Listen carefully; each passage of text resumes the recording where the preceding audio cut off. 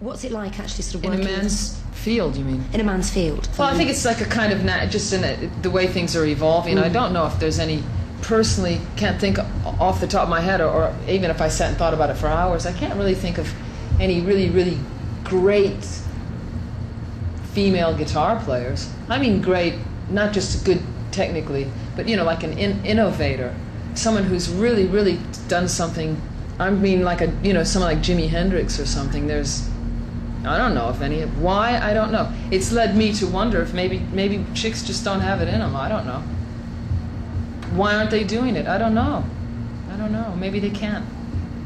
I'm open to accept the fact that they can't because they haven't done it. So, yeah, a lot of chicks are too wimpy to they really can't cut the mustard, when it comes to playing the guitar. There aren't many girls who are actually, though, in a sort of rock band as you are, part of a band. I mean, it's not Chrissie, Hynde and the Pretenders. I mean, it is the Pretenders, and you're one member of that band. That's right. And everybody is as known as everybody else within that band. Well, we lost 2 members of our band, and we've had to replace them. When we put in an ad for guitar players, I thought, well, we could put in an ad that says male or female, and I thought, no, come on, what's all that about? If someone is a guitar player and they want to come down and audition, they'll come down. I don't have to specify. That's like saying Jewish keyboard player wanted, or, black backup vocalist or something. That's just all discrimination. So then I thought, well, maybe people will think, well, because, the guys that are dead were guys, that maybe that's what we want. But I thought, no, leave it open to their imaginations. If someone's a good guitar player and they want to come down, or, some sort of a class player, they'll come down. No, not one female showed up, not one. And I never would have. I don't mind bands where it's like all girls, and at one point I even started kind of questioning where I was at, because I was working with all men, and I thought, do I think I'm something special because I'm the only female on stage, and do I like being singled out because of that? And the answer to that is no, I certainly do not. But what I want is some sort of quality around me, and I would never put in the paper female bass player wanted, because it's just more discrimination. It's everything I don't like. I don't want to have to think about these social roles anymore. I can't relate to them. I never did, and that's why I do what I do, and I think it's perfectly normal, and if not run-of-the-mill, to do so. And I don't want to be singled out as being special because of it. And yet, I don't know where that's at. All-girl group. I don't understand that. I don't know what they're trying to prove or what the name of the game is there. It's some sort of a social statement or something. I don't understand it. Because to me, it's really not anything to do with the music. I mean, the Slits were a fabulous band, in their time. They were great.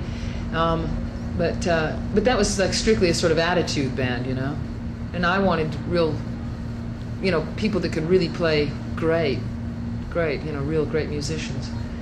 I'm just saying that I don't necessarily thrive in the fact that I'm the only girl on stage, and it makes me sort of more singled out. I'm not that doesn't stroke my ego and make me feel special, I have to get up there and play with the guys and keep my end of the thing up. But I know that puts attention on me and makes me look sort of kind of more special because, well, 3 brunettes and 1 blonde, the blonde kind of stands out. It's just...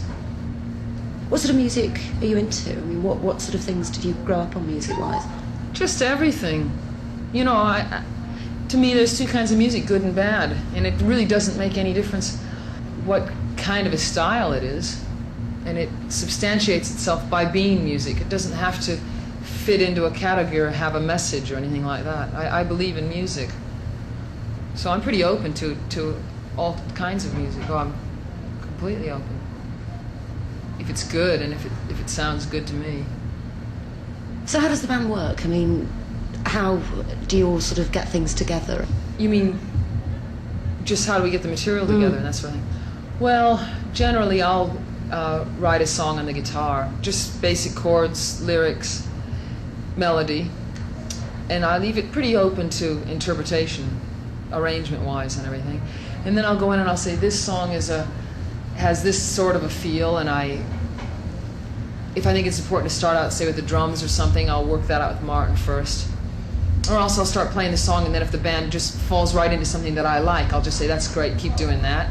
Or I'll say, no, that's too much let's say it's a sort of country western song, I'll say this has got to be, make it sound like Johnny Cash type of thing. And I say, no, it's getting too bluegrass now, or less of this or more of that, or, you know, just kind of like a cook, I guess, adding this and that, and just to get the right. What I do is I kind of draw the picture and I let the guys kind of color it in for me. So and if they come up with something I hadn't thought of, to me that's when it's really a gas. And yeah. I'm like, oh yeah, that's what I like the most. It's not like, it's kind of like I write the song, but after the band gets their hands on it, it becomes a Pretenders song. And then occasionally, what I'm hoping will happen more is, say, Robbie will come up with something on the guitar which I like, which he has done, and I've made a tape of it, and then I'll go home and listen to that for a while and maybe come up with finishing off with lyrics and that sort of thing and melody.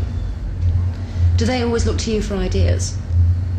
I mean, do they sort of let you get on with it, or are there times when they actually sort of come up with them? And yeah, well, they have to, because it's my band. But if anyone else has an idea, to me, that's where it's really that's where the fun comes in. But I mean, it's our band, but you know, people like to say that a band is a democracy, but